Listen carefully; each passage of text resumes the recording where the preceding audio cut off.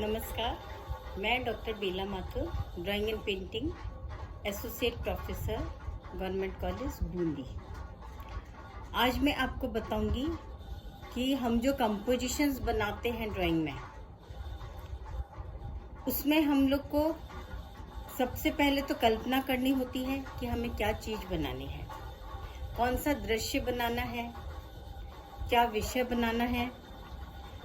जब भी हम विषय का चयन करते हैं तो हमें ये सोचना होता है कि उस विषय से मिलते जुलते हमें क्या क्या आकृतियाँ या क्या क्या चीज़ें उसमें बनानी है। जैसे मानिए आप एक पनघट का दृश्य बना रहे हैं, जो कि मैंने आपको बना के बताया भी था। उसमें हमने 3 मानवाकृतियाँ बनाई थी, एक कुआं बनाया था। लेकिन पनघट में कुएं के साथ साथ क्या होना जरूरी है? एक तो उसके साथ बाल्टी, मटकी होनी ज़रूरी है। अगर कोई लेडीज़ पानी भरने आती हैं तो नेचुरली उनके पास पानी भरने का बाल्टी, लोटा, मटकी कुछ ना कुछ होना ज़रूरी है। तो जो भी हम कंपोजिशन बनाएं उससे आधारित, उस पर रिलेटेड जो चीज़ें होती हैं वो हमें ध्यान रखनी है। आप कोई ग्रामीण दृश्य बना रहे हैं, बातचीत का दृश्य बना रहे हैं, तो आप 2-3 व्यक्तियों को वहाँ बिठा हुआ दिखा सकते हैं कि 2-3 व्यक्ति वहाँ बैठे हैं, आपस में बातचीत कर रहे हैं। साथ में ग्रामीण दृश्य में आप दिखाइए कि कोई पेड़ है, पेड़ के नीचे वो लोग छाया में बैठे हुए हैं। या विश्राम का दृश्य बनाएंगे तो आप ये उसमें दिखाइए कि कोई राहगीर है जो कि विश्राम कर रहा है, उसके पास में सामने कोई सामान हो सकता है, उसके पास कोई पोटली हो सकती है, बॉक्स हो सकता है, थैली हो सकती है, और वो छाया में विश्राम कर रहे हैं। जब हम विश्राम का दृश्य बनाएंगे तो उसमें हम जरूर कुछ ऐसी चीज़ बना सकते हैं कि विश्राम का दृश्य, वो चटाई बिछा के उनको बैठा सकते हैं, पेड़ के नीचे छाया में विश्राम करते हुए दर्शा सकते हैं। इस तरह से श्रम का अगर हम दृश्य बनाते हैं तो आप देखिएगा उसमें श्रमिक बनाने हैं। मानवाकृतियाँ 3 बनानी है, 3 से कम मानवाकृतियाँ नहीं बनानी है। श्रम से रिलेटेड कोई भी दृश्य, जैसे धान कूटना, 2 जने धान कूट रहे हैं, एक जना छाछ में धान साफ कर रही है, कुछ भी हम दृश्य बना सकते हैं। लेकिन जब भी हम उसमें कलर करेंगे तो आप ये ध्यान रखिएगा कि कम से कम 3 कलर, 2 या 3 कलर, ज़्यादा से ज़्यादा 4-5 कलर्स में वो दृश्य पूर्ण हो जाए। अगर आप मोनोक्रोम बनाना चाहते हैं, एक ही कलर की कई टोन यानी कई तान बना सकते हैं, और आप एक ही कलर से भी कंपोजिशन को पूर्ण कर सकते हैं। लेकिन अगर आप कलरफुल कंपोजिशन चाह रहे हैं तो कम से कम 3 कलर तो आप लीजिए, ज़्यादा से ज़्यादा 5 या 6 कलर। बहुत ज़्यादा कलर्स में कंपोजिशन आपका थोड़ा गड़बड़ा जाएगा। कलर्स के बारे में मैंने आपको बताया था कि रंग क्या है। रंग प्रकाश का एक गुण है। रंग कोई स्थूल वस्तु नहीं है। रंग का कोई स्वतंत्र अस्तित्व नहीं है, बल्कि ये हमारे अक्षपटल द्वारा मस्तिष्क पर पड़ने वाला एक प्रभाव है।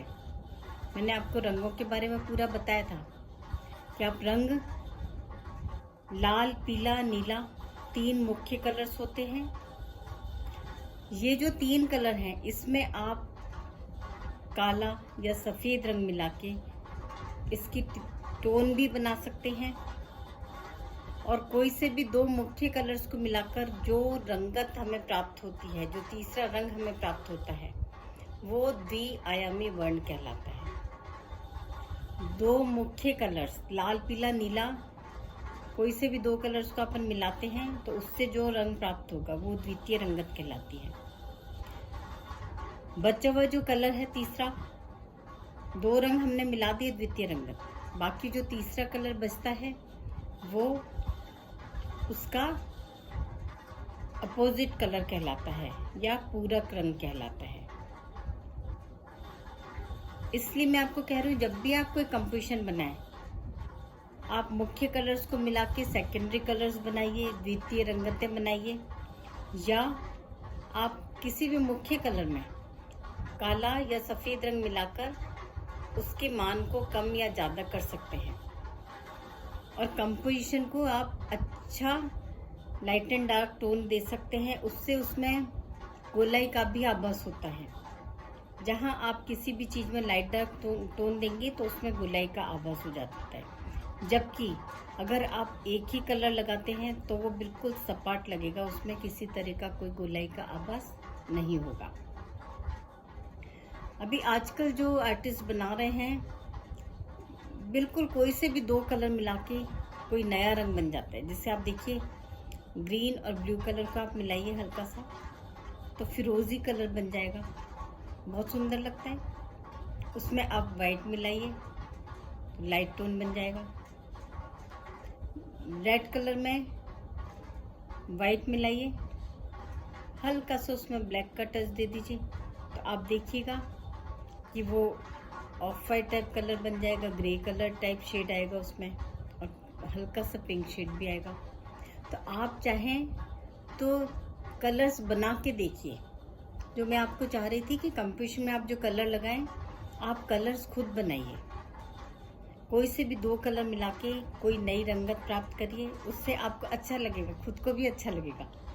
तो आप उसमें कलर बनाइए, और जो भी कलर बनाएं उसको कंपोजिशन में आप एक साथ थोड़ा थोड़ा दूरी पर लगाते जाइए, जिससे ऐसा नहीं लगे कि हमने पर्टिकुलर किसी एक किनारे पर एक कलर लगा दिया। जबकि कंपोजिशन में अगर कलर्स का फैलाव होगा, कलर बहुत अच्छे लगेंगे, और वो कलर ऐसा लगेगा कि वो बैलेंस कर रहा है। जबकि पूरा कंपोजिशन आपने मानिए ग्रीन, ब्लू और रेड शेड में बनाया, किसी एक कोने में आप अलग से कोई ब्राउन कलर लगा देते या कोई डार्क कलर लगा देते, तो वो कोना अलग ही रिफ्लेक्ट करेगा। इसीलिए मैं आपको सबसे सरल तरीका बता रही हूँ कि जब भी आप कोई कलर लगाएं, उसको आप पहले ही जगह जगह 3-4 जगह लगा दीजिए, जिससे वो कलर बैलेंस हो जाए। ऐसा नहीं लगे कि वो कलर एकदम सिमट के एक ही स्थान पर रह गया। तो जब भी आप कोई कंपोजिशंस बनाएंगे, कलर्स का विशेष ध्यान रखिएगा, क्योंकि कलर जो रंग है, ये कंपोजिशन की जान है। कंपोजिशन तो अपन बहुत सुंदर बना सकते हैं, लेकिन उसमें जितना अच्छा कलर करेंगे, जितना अच्छा रंग लगाएंगे, वो कंपोजिशन हमारे उतने ही अच्छे बनेंगे। तो आप विशेष ध्यान रखिएगा कंपोजिशन में।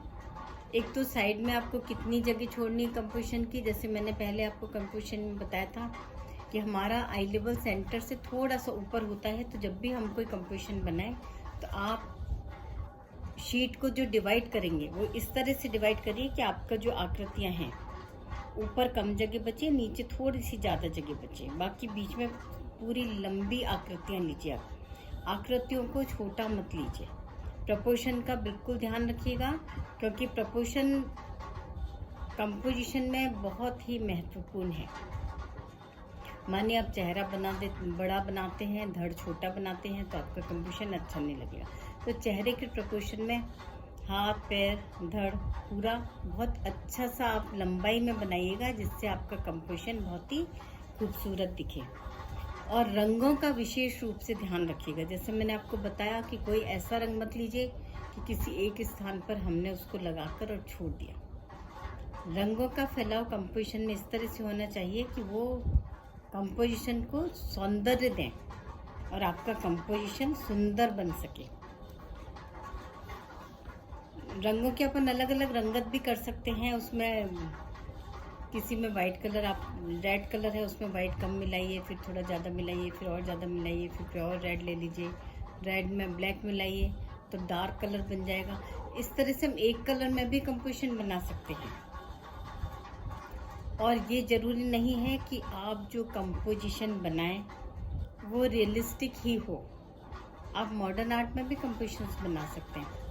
जैसे कि मैंने आपको पहले कंपोजिशन बना के बताया था कि जब तक आपसे हाथ, पैर, फेस प्रपोर्शन बिल्कुल सही है, तभी आप रियलिस्टिक कंपोजिशन बनाइएगा। अन्यथा आप प्रपोर्शन बिल्कुल सही लेके उसको मॉडर्नाइज भी कर सकते हैं, मॉडर्न फिगर्स भी बना सकते हैं। इसलिए आप कंपोजिशन बनाने में विशेष ध्यान रखिएगा कि कम से कम 3 फिगर हों, अधिक से अधिक 5 आकृतियाँ। 5 से ज़्यादा मानवाकृतियाँ नहीं बनानी है। और जब भी आप कंपोजिशन बनाएंगे आप इस तरह से बनाइए कि वो कम से कम 5 घंटे में आपका कंपोजिशन कंप्लीट हो जाए। उसमें आप प्लेन कलर लगाने की जगह कलर्स को आप अलग अलग स्टाइल में भी लगा सकते हैं। जैसे आप ब्रश के पैचेस दे के कलर्स लगा सकते हैं, कलर्स को उभार आना और कलर्स को सपाट कलर लगे और कहीं कहीं उभरे हुए कलर्स भी लग सकते हैं। तो आप कंपोजिशन इस तरह से बनाइए कि कंपोजिशन बहुत खूबसूरत दिखे, क्योंकि हमारा जो सब्जेक्ट है ड्राइंग यानी चित्रकला, तो इसको हम सौंदर्य से ही जोड़ते हैं। जो सुंदर है, जिसमें सत्यम शिवम सुंदरम की परिकल्पना है, वही चित्र है। और चित्र वही है जिसमें सत्यम शिवम सुंदरम की कल्पना हो और हम चित्र से सौंदर्य का आनंद ले सकें।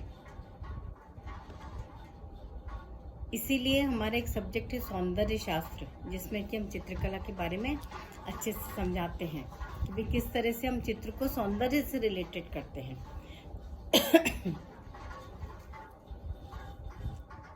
अब आप लोग कंपोजिशन बनाइए और 5 कंपोजिशन कंप्लीट कर लीजिए। जैसा कि मैंने आपको ग्रामीण दृश्य बताया था, पनघट का सीन बताया था, इस तरह से आप श्रम का सीन भी बनाइए। ग्रामीण दृश्य में आप चूल्हा जलाती महिला, घर में खाना बनाती महिला, लोग बातचीत कर रहे हैं, इस तरह के दृश्य भी बना सकते हैं। धन्यवाद।